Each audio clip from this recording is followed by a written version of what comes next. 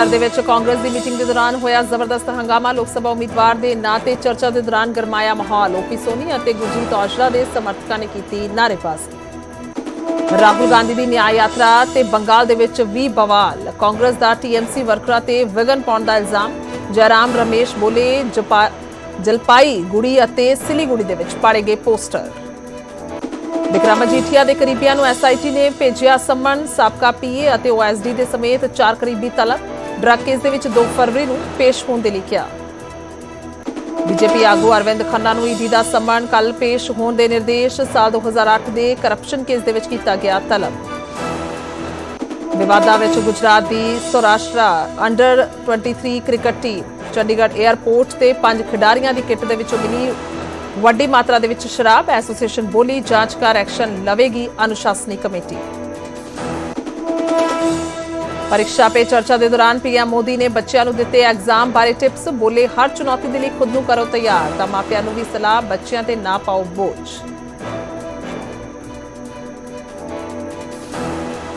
Film fair they which animal movie के गीत अर्जन valley की धूम। भुपिंदर बब्बल बने best playback singer. Ranbir Kapoor को भी मिला एनिमल के लिए बेस्ट एक्टर का अवार्ड।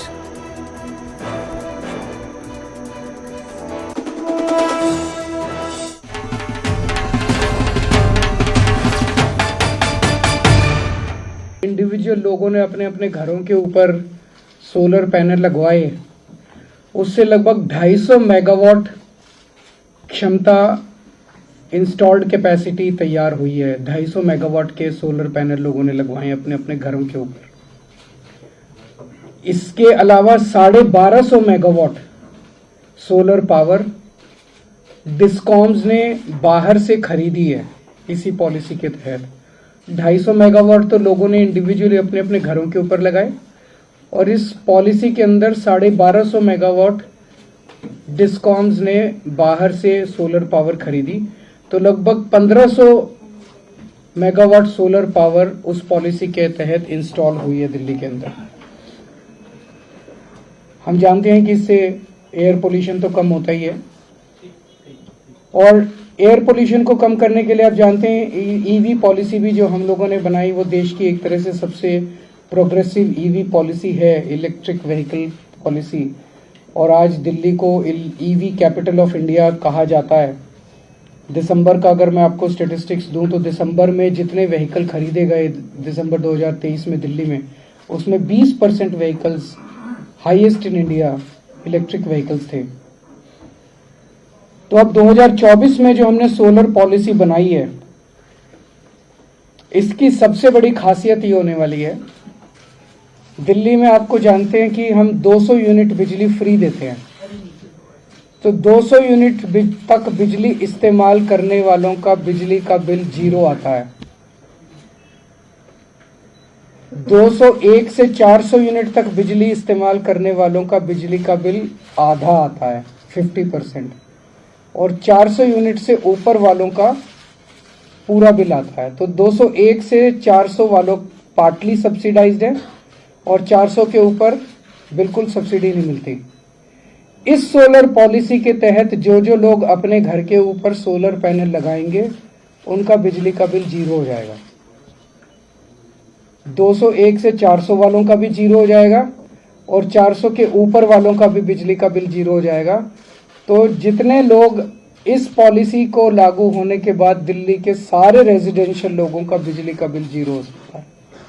चाहे आप 2000 यूनिट इस्तेमाल करो, चाहे 1000 यूनिट इस्तेमाल करो, चाहे 800 यूनिट इस्तेमाल करो, ये सबसे बड़ा इस पॉलिसी का टेक अवे है। दूसरी चीज, जो इसको लगाएगा अपने घर के ऊपर, इस पॉलिसी को इस्तेमाल करेगा रेजिडेंशियल सेक्टर में, उसको एडिशनल इनकम होगी। How much is that? 700 से 900 रुपए प्रति व्यक्ति। इसमें आपने अपने घर पे रूफटॉप पे रेजिडेंशियल रूफटॉप पे सोलर पैनल लगाया, एक तो आपका बिजली का बिल 0 हो जाएगा और हर महीने 700 से 900 रुपए आपकी इनकम जनरेशन चालू होगी। वो कैसे होगी मैं अभी आपको बताता हूं। तो अभी थोड़े दिन पहले केंद्र सरकार का एक डेटा आया था जो ये कहता था कि किस राज्य के अंदर कितनी महंगाई है, महंगाई दर कितनी है। आज हमारे देश में, पूरे देश में महंगाई दर नेशनल एवरेज 6% है महंगाई। हरियाणा में, गुजरात में 7% है, कई राज्यों के अंदर और भी ज्यादा है। दिल्ली के अंदर पूरे देश में सबसे कम महंगाई है, 3% से भी कम महंगाई दिल्ली के अंदर है। इस पॉलिसी के लागू होने के बाद महंगाई दर दिल्ली की और भी कम हो जाएगी। हमारा टारगेट है कि 3 साल के अंदर 2027 तक, अभी 2024 है, 2027 तक 4,500 megawatt installed capacity solar power की दिल्ली के अंदर इस पॉलिसी के लागू होने से हो जाएगी, ऐसा हमारा मानना है। इसमें 750 रूफटॉप के ऊपर और 3750 जो डिस्कॉम बाहर से सोलर पावर खरीदेंगे वो। तो एक तरह से आज जो 1500 मेगावाट इंस्टॉल्ड कैपेसिटी है, 3 साल में हम इसको 3 गुना कर लेंगे, 4,500 मेगावाट पे ले जाएंगे। और हमारी कैलकुलेशंस हैं जो मैं अभी बताऊंगा कि इस पॉलिसी के तहत जो लोग भी अपना इन्वेस्टमेंट करेंगे, पैनल लगाने के लिए खरीदेंगे, जो इन्वेस्टमेंट करेंगे, 4 साल के अंदर अंदर वो पैसा आपका रिकवर हो जाएगा, अपने आप रिकवर हो जाएगा। हमने इतनी ज्यादा इसके अंदर सब्सिडी और स्कीम्स देने का प्रावधान किया हुआ है। जैसे मैं आपको एग्जांपल देता हूं, मान लीजिए आप 360 यूनिट इस्तेमाल करना है, तो आज 360 यूनिट अगर आप इस्तेमाल कर रहे हैं तो 201 से 400 यूनिट के बीच में वाली स्लैब में आप आते हैं, आपका आधा बिजली का बिल आ रहा है आपका। आप अपने घर में 2 किलोवाट पावर का रूफटॉप पैनल लगवाते हैं, रूफटॉप पे पैनल लगवाते हैं, तो मार्केट रेट के हिसाब से सब्सिडी, टैक्स वगैरह सब मिला मिलो के 90,000 रुपए की आपकी इन्वेस्टमेंट होगी ये पैनल लगाने की। आपका अगर 0 बिजली का बिल आने लग जाता है तो 1370 रुपए हर महीने आपके बचने लग जाएंगे, और 700 रुपए हर महीने आपको दिल्ली सरकार इसके अंदर हम एक वो देने वाले हैं, इंसेंटिव देने वाले हैं, जनरेशन बेस्ड इंसेंटिव। वो जो इंसेंटिव आपको मिलेगा उससे आपको 700 रुपए महीने की कमाई होने लग जाएगी, तो लगभग मोटा मोटा 2,000 रुपए महीने की आपकी बचत और कमाई होगी। तो 24,000 रुपए साल के बचेंगे, और 4 साल के अंदर आपकी 90,000 रुपए की आपकी इन्वेस्टमेंट जो है वो इसके अंदर निकल आएगी। 4 साल की इन्वेस्टमेंट निकलने के बाद ये पैनल कम से कम 25 साल चलते हैं, उससे भी ज्यादा चलते हैं, लेकिन 25 साल की लाइफ है। 25 साल तक आपकी बिजली फ्री रहेगी। तो इसके अंदर बहुत ज्यादा फायदा है लोगों को। दिल्ली सरकार इसमें 5 किस्म के फाइनेंशियल बेनिफिट्स दे रही है इस स्कीम के अंदर। ਤਾਂ ਦਿੱਲੀ ਦੇ ਸੀਐਮ ਅਰਵਿੰਦ ਕੇਜਰੀਵਾਲ ਦੇ ਵੱਲੋਂ ਇਹ ਸਕੀਮ ਜਿਹੜੀ ਹੈ ਉਹ ਦੱਸੀ ਜਾ ਰਹੀ ਕਿ ਕਿਸ ਤਰੀਕੇ ਦੇ ਨਾਲ ਸਰਕਾਰ ਦੇ ਵੱਲੋਂ ਇਹ ਸਕੀਮ ਲਿਆਂਦੀ ਗਈ ਹੈ, ਜਿਸ ਦੇ ਤਹਿਤ ਇਨਸੈਂਟਿਵ ਵੀ ਦਿੱਤਾ ਜਾਏਗਾ। ਖੈਰ ਅੱਗੇ ਵਧਾਂਗੇ, ਦਿੱਲੀ ਦਾ ਹੀ ਜ਼ਿਕਰ ਕਰਾਂਗੇ ਜਿਸ ਦੇ ਵਿੱਚ ਨਗਰ ਨਿਗਮ ਚ ਹੰਗਾਮੇ ਦੀ ਖਬਰ ਹੈ। ਦੱਸਦੇ ਕਿ ਸਟੈਂਡਿੰਗ ਕਮੇਟੀ ਦੀ ਮੰਗ ਨੂੰ ਲੈ ਕੇ ਹੰਗਾਮਾ ਹੋਇਆ ਹੈ। ਬੀਜੇਪੀ ਦੇ ਕੌਂਸਲਰਾਂ ਦੇ ਵੱਲੋਂ ਪੋਸਟਰ ਜਿਹੜੇ ਦਿਖਾ ਕੇ ਉਹ ਪ੍ਰਦਰਸ਼ਨ ਕੀਤਾ ਗਿਆ ਹੈ। ਹੰਗਾਮੇ ਤੋਂ ਬਾਅਦ ਨਗਰ ਨਿਗਮ ਦੀ ਕਾਰਵਾਈ ਜਿਹੜੀ ਹੈ ਮੁਲਤਵੀ ਕਰ ਦਿੱਤੀ ਗਈ ਹੈ। ਪਹਿਲਾਂ ਵੀ ਦੱਸਦੇ ਕਿ ਐਮਸੀਡੀ ਦੇ ਵਿੱਚ ਹੰਗਾਮਾ ਹੋ ਚੁੱਕਿਆ ਹੈ ਔਰ ਹੁਣ ਫਿਰ ਤੋਂ ਹੰਗਾਮੇ ਦੀ ਖਬਰ ਹੈ। ਔਰ ਹੰਗਾਮੇ ਦੀਆਂ ਇਹ ਤਸਵੀਰਾਂ ਨੇ, ਦੱਸਦੇ ਕਿ ਤਖਤੀਆਂ ਹੱਥਾਂ ਦੇ ਵਿੱਚ ਲੈ ਕੇ ਸਟੈਂਡਿੰਗ ਕਮੇਟੀ ਦੀ ਮੰਗ ਨੂੰ ਲੈ ਕੇ ਹੰਗਾਮਾ ਕੀਤਾ ਗਿਆ ਹੈ। ਬੀਜੇਪੀ ਦੇ ਕੌਂਸਲਰ ਨੇ ਜਿਨ੍ਹਾਂ ਦੇ ਵੱਲੋਂ ਇਹ ਪੋਸਟਰ ਦਿਖਾ ਕੇ, ਤਖਤੀਆਂ ਦਿਖਾ ਕੇ ਪ੍ਰਦਰਸ਼ਨ ਕੀਤਾ ਜਾ ਰਿਹਾ ਹੈ। ਔਰ ਹੰਗਾਮੇ ਤੋਂ ਬਾਅਦ ਦੱਸਦੇ ਕਿ ਨਗਰ ਨਿਗਮ ਦੀ ਕਾਰਵਾਈ ਮੁਲਤਵੀ ਕਰ ਦਿੱਤੀ ਗਈ ਹੈ। ਔਰ ਪਹਿਲਾਂ ਵੀ ਇਹ ਹੰਗਾਮਾ ਇਸ ਤਰੀਕੇ ਦਾ ਵੇਖਣ ਨੂੰ ਮਿਲਿਆ ਹੈ ਬੇਹੱਦ ਵਾਰ, ਔਰ ਹੁਣ ਫਿਰ ਤੋਂ ਸਟੈਂਡਿੰਗ ਕਮੇਟੀ ਦੀ ਮੰਗ ਨੂੰ ਲੈ ਕੇ ਪ੍ਰਦਰਸ਼ਨ ਜਿਹੜਾ ਹੈ ਉਹ ਦਿੱਲੀ ਦੇ ਵਿੱਚ ਵੇਖਣ ਨੂੰ ਮਿਲਿਆ। ਨਗਰ ਨਿਗਮ ਦੇ ਵਿੱਚ ਹੰਗਾਮਾ।